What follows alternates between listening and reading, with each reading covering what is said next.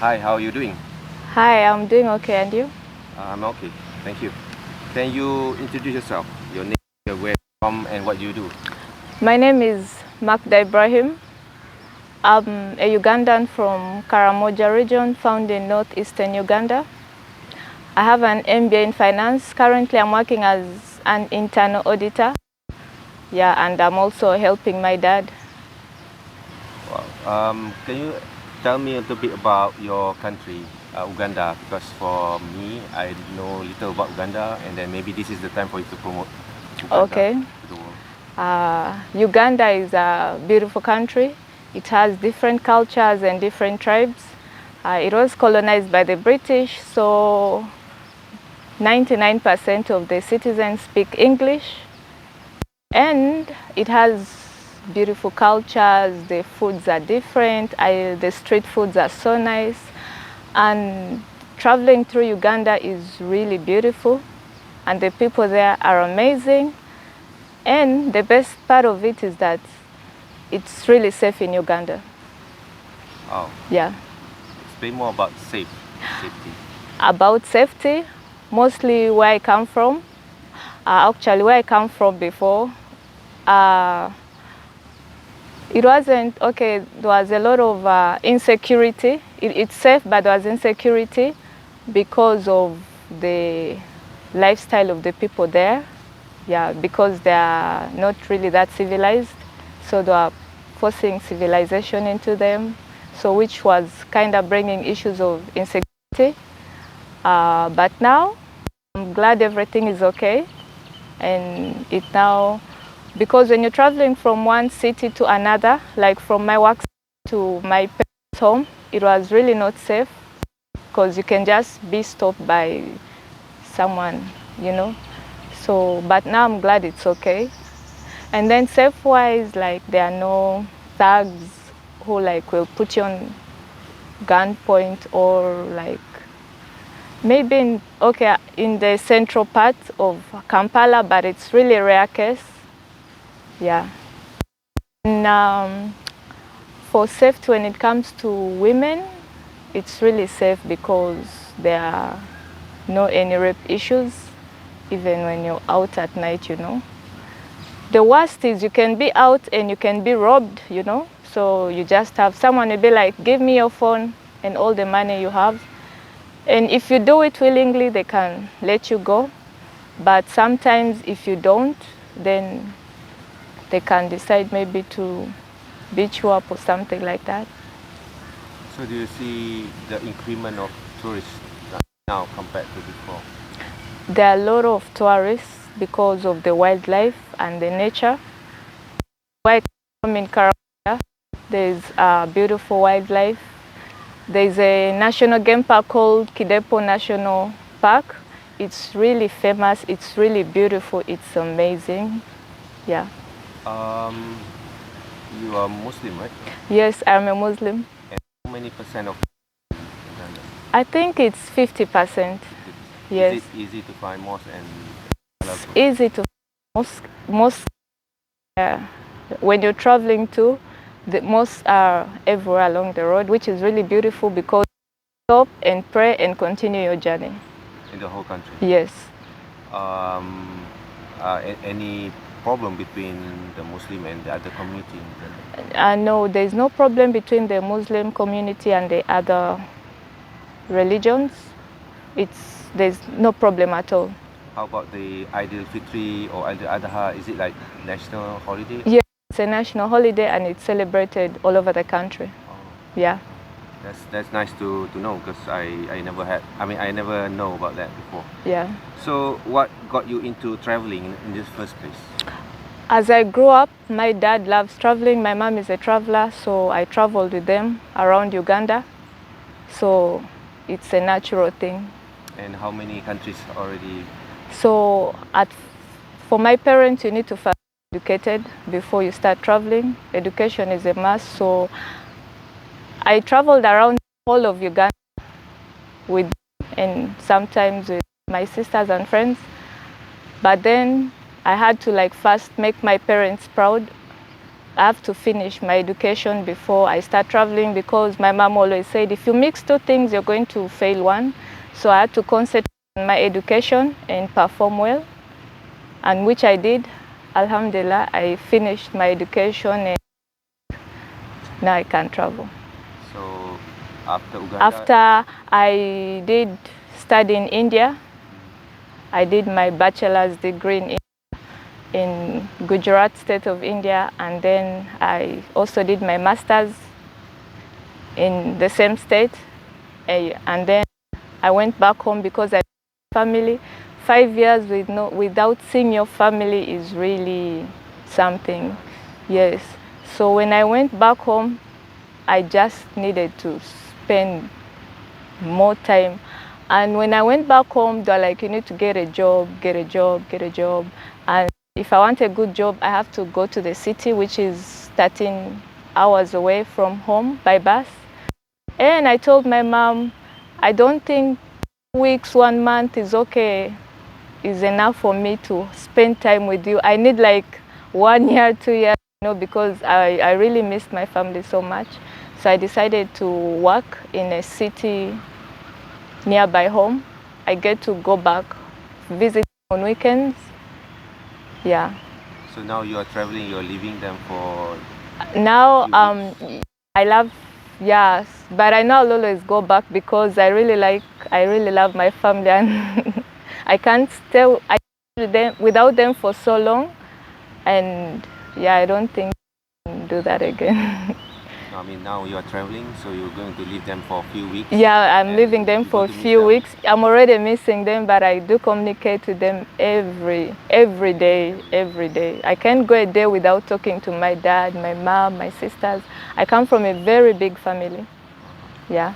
So about traveling, you were traveling with your parents before, and then how about now? Do you travel with your siblings, with your family members? Yes, I would love to travel with my siblings and my parents as well, inshallah. Okay, for the next question, I mean, before you, doing what you're doing right now, Okay. I know you've been in India, and then before India, when you were in Uganda, you you have like the intention to travel the world during that time, or? Yes, I always had the intention to travel the world, but first, education. Yes, education first. And what is your favorite place so far in the whole? My favorite place I've been to, my favorite country is India, because it shaped me into the person I am today. Living alone in India for 5 years was hectic because there is no time to be negative. You always have to be positive to overcome through a situation, because it's not like you can be like, call your dad and be like, hey, there's something here, maybe I need help, and maybe they'll find someone to help you. But in India, I was all alone. You have to figure out how to overcome something your own self. And I think that was really amazing, because I am what I am today because of my life in India. Do you have like a Ugandan community in India? Yes, there are many Ugandans in India. And do you have like I don't know, some outing or social Yes. gathering? Yeah, we do. We did have, okay, in India, it's like now an African thing. If we do gatherings, it's like Africans from different countries. Let's say Tanzania, Rwanda, Burundi. Now, where I was there before, the Rwandese were more, but now it's Tanzanians which are more.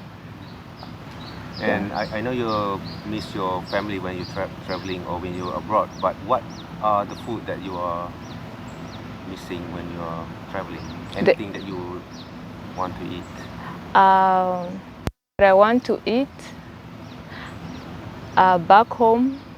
Okay, where I come from, the food I love is found everywhere. Biryani. Over. Yeah, so I love biryani, and biryani is Is it the same biryani in Uganda? The taste is different, and what I love about biryani is in every country you go, the taste is always different and it still stays amazing. Yeah, and I love all the biryanis I've ever had in different So you places. have biryani in Uganda, and why? Why biryani? Okay, biryani is not a Ugandan food actually. In Uganda, the most common food is from the central, which is called matoke. Matoke meaning green bananas. Yeah, they really love green bananas and it's their staple food. Then, yeah, matoke. If you are in Uganda right now, what are you going to eat every day? Every day, What is the thing, staple food? in the morning, I like having cassava with my brothers and sisters, deep fried cassava with avocado, and it's so nice, like it hits different. Wow. Yes. Oh, that's a dish that I... Yes, I think cassava is called tapioca. Yeah. Yes, yes. Very, very healthy. Yes, Very it's healthy. very healthy. When do you travel? Do you plan, or you just go as it is? Budget-wise, I do plan, and then when it comes to visiting places, I do check and have some hints of the places I might love to go to in mind. Yeah. Traveling can change people. How do traveling changes you? Traveling changes me because I get to have a different perspective of things. I like in Malaysia, it's a Muslim country, and I like how Muslims dress here.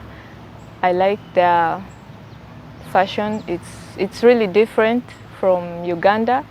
Their dressing code, their Muslim dressing code is really different, and I like that about it. What is the main thing that you can see? Uganda, Malaysia, any similarity, any differences, except for the Muslim? The similarity is everybody, almost in Malaysia, can speak English. Same in my country, in Uganda. Almost everybody speaks English, which is really amazing. And the difference is, yes, Malaysia is so advanced in technology-wise, unlike Uganda is just still advancing. Yeah. For a person who never been to Uganda, like me, what are the things that you can tell me? So it's going to encourage me to go there, because planet is big. Yes. We have many countries. Yes. The special about Uganda compared to other places in the world. What is special about Uganda is the culture, the different cultures, and they're amazing. The different foods, the different types of food, and there is a famous street food in Uganda. It's called Rolex, and a lot of tourists actually come to Uganda to just see how it's made and taste it, and it's so nice. I would have a Rolex. Rolex? Yes, I would have a Rolex every day in my life and never get tired about it. Can you tell a little bit about Rolex? A Rolex is a chapati. You know chapati? Some roti like paratha, something like that, made with omelette, and then they can mix in some maybe beef, veggies, you know. And it's the way they make it that makes it so tasty. And the cool part about it is you never get tired of it. Yeah. What do you hope to discover throughout your journey?